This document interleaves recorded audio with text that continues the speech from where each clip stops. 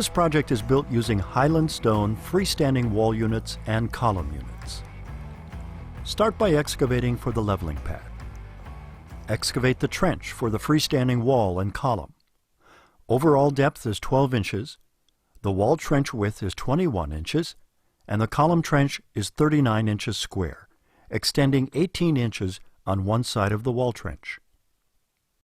The leveling pad itself is 6 inches deep, built in 2 lifts, thoroughly compacted after each lift. For this course, place the column unit so both finished edges are 6 inches from the edge of the leveling pad. Level side to side and front to back. Place the second unit perpendicular to the first, and a third perpendicular to the second.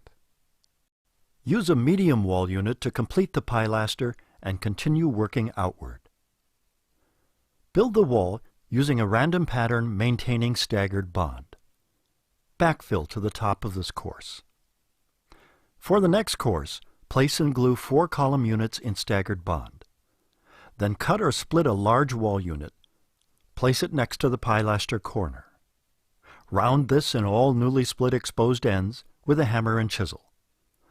Glue these units and build outward using wall units in a random pattern. Continue to build the wall using the pattern established in the first 2 courses.